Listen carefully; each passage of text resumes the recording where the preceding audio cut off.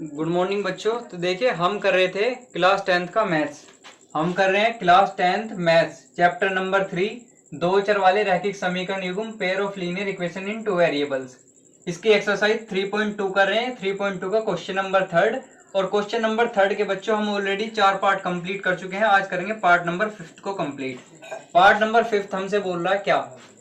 देखो बच्चों, पहले मेरी बात सुनो। इसमें से कुछ बच्चे ऐसे होंगे वीडियो स्किप करके चले जाएंगे, और जब पेपर आएंगे फिर सर्च करेंगे क्लास 10th मोस्ट इंपोर्टेंट, ऐसे क्वेश्चन ढूंढने की कोशिश करेंगे जो उन्हें डायरेक्ट एग्जाम में मिल जाए। ठीक है, अब वे बताएंगे यूट्यूब वाले के most important topic class 10th 70 में 70 नंबर पक्के आपके, और फिर आप जाके एग्जाम में फेल हो जाओगे। तो ऐसी स्थिति आपके साथ ना हो, चैनल को सब्सक्राइब कर लो। 100 से 200 क्वेश्चन ऐसे हैं, उनमें से पेपर बार बार क्वेश्चन पूछता ही पूछता है, तो उन्हें पढ़ के आप पास हो सकते हैं। बट उसमें भी आपको कम से कम 100 से 200 क्वेश्चन पढ़ने पड़ेंगे, तैयार करने पड़ेंगे। वो क्वेश्चन कौन से हैं वे आपको मैं तैयार करवा दूंगा। उसके लिए आपको चैनल को सब्सक्राइब करना होगा, 3 महीने का टाइम देना होगा। चैनल को सब्सक्राइब कर लो जरूर। क्वेश्चन सोल्व करते हैं, आइए। तो सबसे पहले हमारे पास है a fraction becomes 9/11 if 2 is added to both numerator and the denominator। अगर अगर हमारे पास क्या है बच्चों, किसी फ्रैक्शन में 2 जोड़ दें, उसके न्यूमरेटर में भी 2 जोड़ें और उसके डिनोमिनेटर में भी 2 को ऐड करें, तो वो फ्रैक्शन 9/11 बन जाएगा। अगर हम 3 is added to both numerator and denominator, अगर हम न्यूमरेटर और डिनोमिनेटर दोनों में 3 जोड़ देंगे तो वो फ्रैक्शन बच्चों हमारी 5/6 बन जाएगी। हमें वो फ्रैक्शन ढूंढ के बतानी है। क्या करना, किसे, सब्स्टिट्यूशन मेथड से, प्रतिस्थापन विधि से। यदि किसी भिन्न के अंश और हर दोनों में 2 जोड़ दिया जाए तो वह 9/11 हो जाएगी वह भिन्न। यदि उसके अंश और हर दोनों में 3 जोड़ दिया जाए तो वह भिन्न क्या हो जाएगी, 5/6। तो वह भिन्न ज्ञात करनी है। सबसे पहले क्या करेंगे, मान लेंगे, लेट करेंगे। तो बच्चों लेट द न्यूमरेटर या फिर हम बोल देंगे इसे हिंदी में माना अंश। हमारा न्यूमरेटर क्या है, अंश क्या है बच्चों, हमने मान लिया x है। क्या है, x है। और करेंगे हम लेट द डिनोमिनेटर हमने क्या मान लिया बच्चों, डिनोमिनेटर क्या मान लेंगे हम, y मान लेंगे। माना हर क्या है बच्चों, हमारा हर क्या है, y है। y हर है हमारे पास y। तो न्यूमरेटर हो गया, अंश हो गया हमारा x, और डिनोमिनेटर हर हो गया हमारा y। तो फ्रैक्शन क्या बनेगी बच्चों, x और x/y। तो अब हमें क्या फ्रैक्शन ज्ञात करनी है। अब हमसे पहले केस में बोला है यदि किसी भिन्न के अंश और हर दोनों में 2 जोड़ दिया जाए। तो इस तरफ से करते हैं, चलो बच्चों। प्रश्न अनुसार अकॉर्डिंग टू द क्वेश्चन ऐसे करके लिख लेंगे। हमसे बताया गया है अगर अंश और हर दोनों में 2 जोड़ दिया जाए, अंश कितना है हमारा x बटे हर कितना है हमारा y।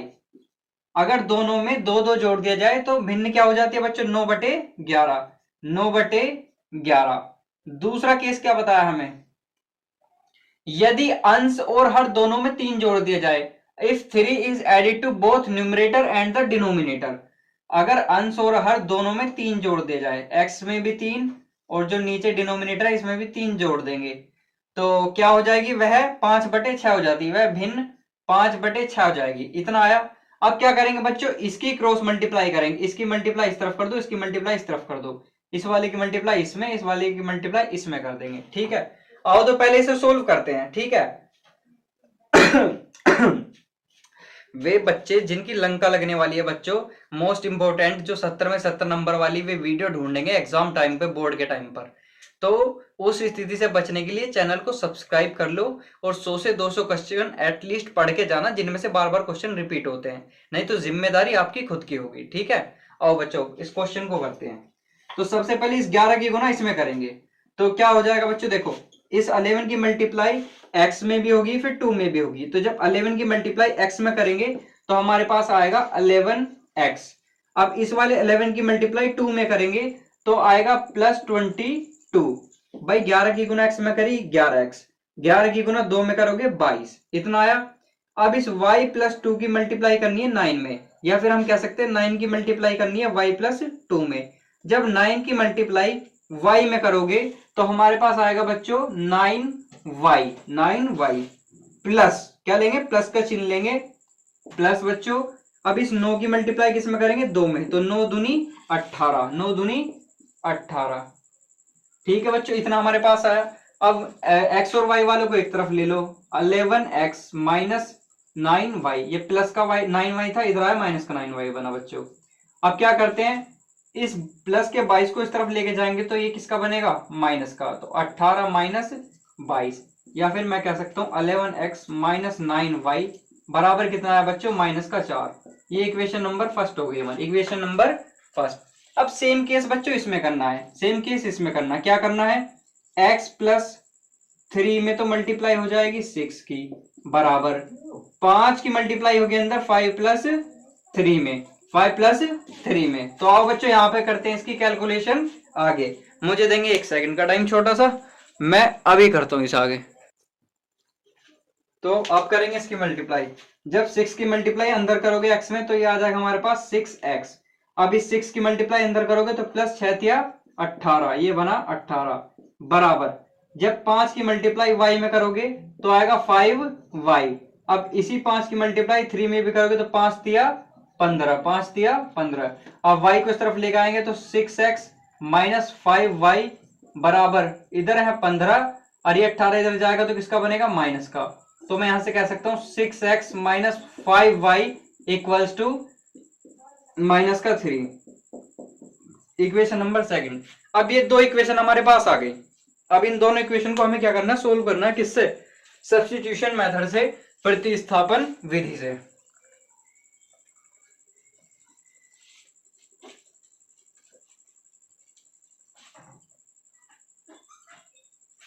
ठीक है, अब इक्वेशन नंबर फर्स्ट हमारे पास है, इक्वेशन नंबर सेकंड हमारे पास ही है। अब इक्वेशन 1 से या फिर 2 से किसी से भी x या y का मान बना लो। मैं बना रहा हूं समीकरण 1 से, तो समीकरण 1 से बाय इक्वेशन फर्स्ट हमारे पास दी गई equation 11x minus 9y equals to minus 4, या फिर 11x इक्वल्स टू माइनस का 4 प्लस 9y, या फिर x इक्वल्स टू मैं कह सकता हूं 9y माइनस 4 बाय 11। अब भी प्लस का 9y है, अब भी माइनस का 4 है, बस ये मैंने आगे पीछे करके लिख दिए हैं।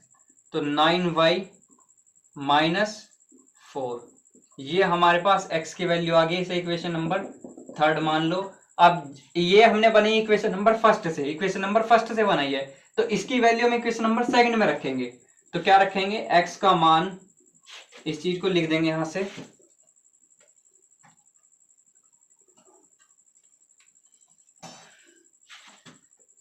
x का मान समीकरण 2 में रखने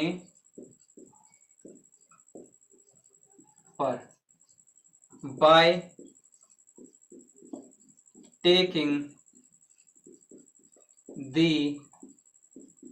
value of x in equation number second, x का मान समीकरण 2 में लेने पर। तो चलिए आगे करते हैं अब इसे सोल्व जल्दी से। हाँ, तो इक्वेशन नंबर 2 हमारे पास ये रही, 6x minus 5y equals to minus 3। तो x की जगह क्या रख देंगे, 6 इंटू 9y माइनस 4 बाई 11 और minus 5y equals to minus 3, इतना हमारे पास है। अभी 6 की मल्टीप्लाई अंदर करेंगे, इसमें भी होगी बच्चों और इसमें भी होगी, तो नोचिंग ये हो गया 54y माइनस 6 चौक 24 और बटे 11 minus 5y equals to minus का 3, इतना हमारे पास आया। अब देखो ये 5y के अपॉन में नहीं है, तो इसके नीचे 1 मान के एलसीएम ले लेंगे, इसकी मल्टीप्लाई इसमें होगी और इसकी मल्टीप्लाई इस तरफ, इसकी मल्टीप्लाई इस तरफ, ऐसे करके हम एलसीएम ले लेंगे। तो एलसीएम लेंगे इस तरफ, ये सारे के अपॉन में आया 11, इसकी मल्टीप्लाई इस तरफ करेंगे, कोई फर्क नहीं पड़ेगा 1 से, 54y माइनस 24 जब 11 की इधर करेंगे तो 11 पंजे 55, 55y इधर आ गया बराबर हमारा -3। ये इसके बटे में इसे इस तरफ लेके जाएंगे तो इसकी गुना में जाएगा, तो ये हमारे पास आएगा 54y माइनस, एक चीज देखो ये प्लस के 54 है, ये माइनस के 55 है, तो हमारे पास बचेगा माइनस का y। अब ये जो माइनस के 24 है हमारे पास, ये बच रहे हैं माइनस का 24 बराबर -3 गुना 11, इस वाले 11 को इस तरफ लेके चला गया तो इतना आएगा। तो हमारे पास आया माइनस का y -24 बराबर -33। अब यहां से वैल्यू निकाल लेंगे, माइनस का y इधर जाएगा -33 प्लस 24 घट जाएगा, तो ये पाएगा हमारे पास -y बराबर 13 में 9, माइनस का 9, सिंबल से सिंबल कट जाएगा, तो हम कह सकते हैं y बराबर कितना है हमारे पास 9, y बराबर कितना है 9। आप क्या करेंगे, हम y की value equation number first second third किसी में भी रख दो आंसर आ जाएगा, थर्ड में रखोगे और ज्यादा इजी आंसर आएगा। तो इस चीज को लिखेंगे y का मान समीकरण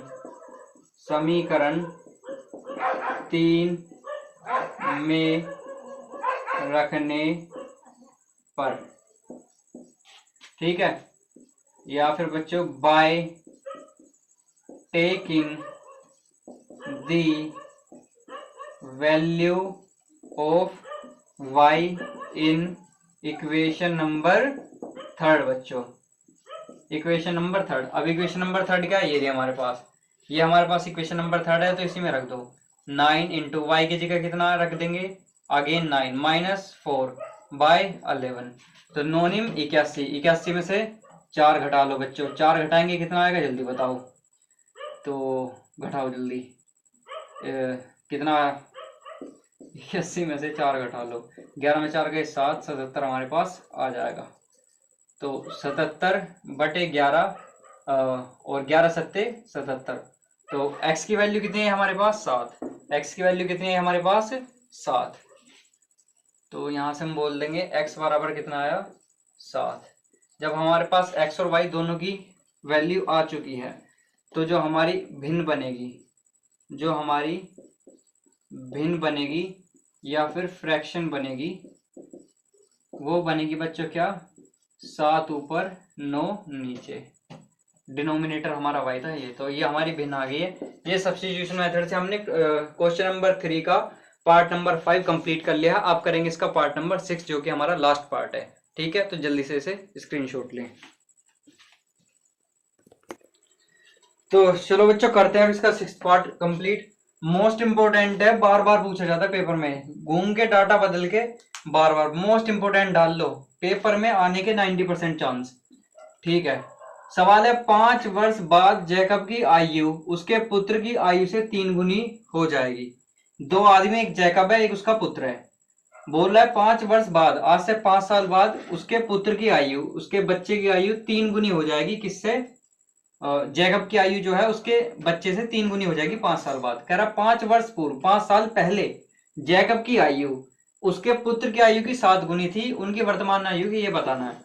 5 ईयर हैंस, 5 साल बाद, the age of Jacob will be 3 times, जो जैकब की एज है वो 3 तिगनी हो जाएगी कि दैट ऑफ हिज सन, अपने बेटे की उम्र से।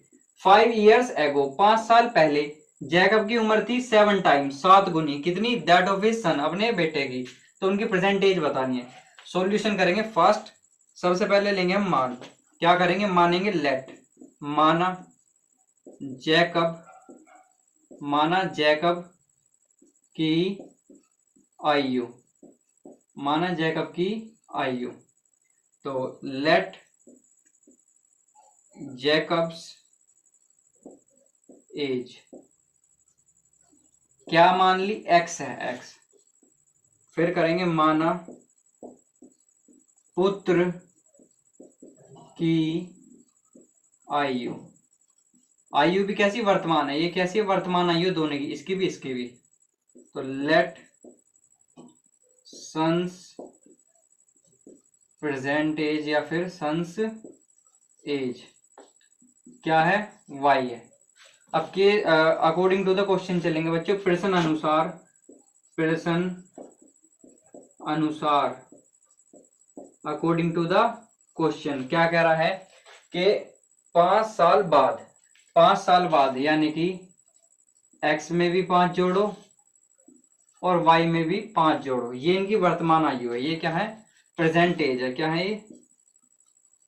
Present age. ऐसे ऊपर लिख लो वर्तमान आयु, ऐसे यहाँ लिख लो प्रेजेंट एज, यहाँ लिख लो वर्तमान आयु। तो प्रश्न अनुसार क्या कर रहा है? 5 साल बाद, जब 5 साल बाद कहेगा तो पहले x में भी 5 जोड़ो, y में भी 5 जोड़ो। अब क्या कह रहा है? जैकब की आयु है x + 5, उसके पुत्र की आयु से, उसका पुत्र की आयु कितनी है? y + 5, इससे 3 गुनी हो जाएगी। पुत्र की आयु से 3 गुनी हो जाएगी। किसकी आयु? जैकब की आयु। तो चलो कर लो कैलकुलेशन। x + 5 बराबर कितना? 3 के अंदर मल्टीप्लाई होगी, y में भी 5 में भी, तो 3y इंटू 5 करेंगे तो 15। तो यह आ गया x - 3y। 15 प्लस कैसे रहेगा? ये माइनस का 5 बन जाएगा उधर जाके, तो है x - 3y = 10। Equation number first हमारे पास बन के तैयार हुई। अब तैयार करते हैं हम कितनी? इक्वेशन नंबर सेकंड को रेडी करेंगे।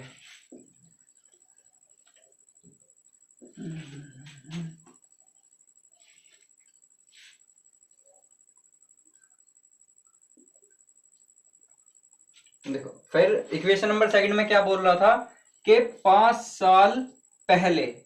साल पहले यानी x में से भी 5 घटाओ और y में से भी 5 घटाओ। जब पहले की बात आएगी तो घटेगा और बाद की बात आएगी तो जुड़ेगा। तो बोला 5 साल पहले जैकब की उम्र, जैकब की आयु यानी कि x - 5 वो 7 टाइम 7 गुनी थी। किसकी? दैट ऑफ हिज सन, अपने बेटे की। तो बेटे की आयु की 7 गुनी थी जैकब की आयु। अब क्या करना है? इससे बनेगी सेकंड इक्वेशन बनते काम खत्म। x - 5 = 7y, इसकी मल्टीप्लाई इसमें भी -35। तो x - 7y माइनस का 35 है, ये जाएगा प्लस का 5 बनेगा। तो ये हमारे पास आया x - 7y = -30। तो ये इक्वेशन नंबर सेकंड हमारे पास आ गई। अब क्या करना है? इक्वेशन फर्स्ट से या सेकंड से किसी भी x या y की वैल्यू निकाल लो और उसे दूसरी इक्वेशन में पुट कर दो। अगर मैं यहीं से निकाल लूं, बाय इक्वेशन सेकंड, समीकरण 2 से क्या करूंगा? x - 7y बराबर -30 या फिर x बराबर -30 + 7y। ये इक्वेशन नंबर थर्ड मेरे पास आ गई। ठीक है, अब इक्वेशन नंबर थर्ड जो मतलब x का जो हमारे पास मान आया है समीकरण 2 से बनाने पर, उसे समीकरण 1 में रख देंगे।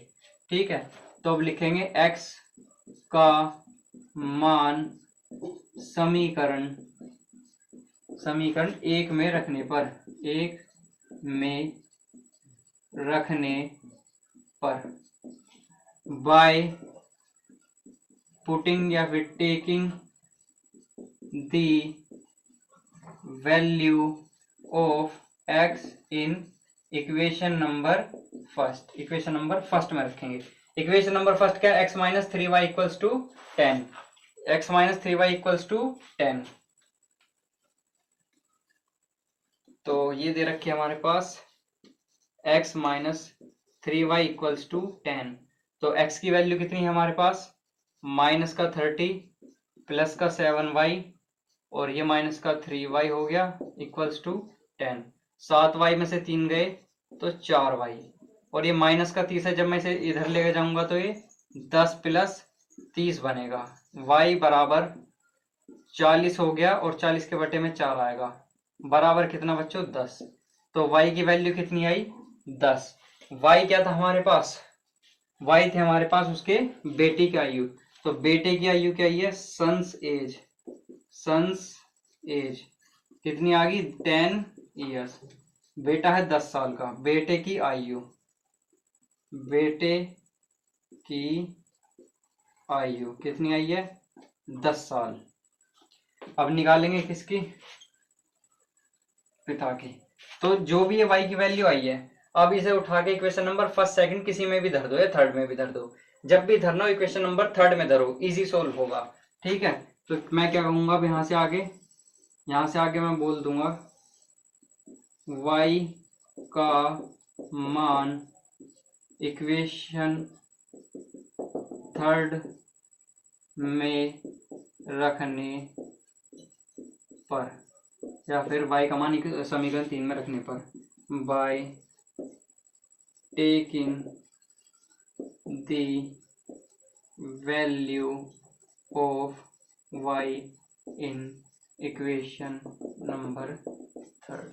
इक्वेशन नंबर थर्ड हमारे पास दी गई x बराबर माइनस का 30 प्लस का 7y। तो x equals to minus 30 plus 7 into Y की वैल्यू कितनी आई? 10। कितनी? 10।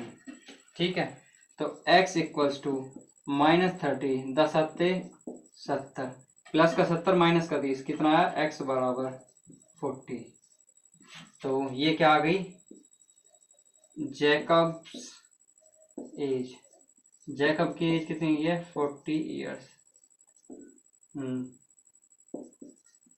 जैकब की आयु, मोस्ट इंपोर्टेंट क्वेश्चन आएगा जरूर, 40 वर्ष। तो सब्स्टिट्यूशन मेथड से आज हमने क्लास 10th मैथ के चैप्टर नंबर 3 का एक्सरसाइज 3.2 का क्वेश्चन नंबर 3 कर दिया कंप्लीट। यहाँ पर 6 के 6 पार्ट हमने कंप्लीट कर लिए हैं। इससे प्लेलिस्ट में और भी वीडियो मिल जाएंगे आपको जिसमें सारे पार्ट का सॉल्यूशन दिया गया है। अब करेंगे हम 3.3 नेक्स्ट वीडियो से। तो तब तक के लिए चैनल को सब्सक्राइब कर लो, लाइक कर लो, वीडियो को शेयर कर दो, और उस पेपर चाहिए तो चैनल सब्सक्राइब जरूर कर लो ध्यान से। 3 महीने बाद वो पेपर करना सोल्व कर देंगे। ठीक है, बाय।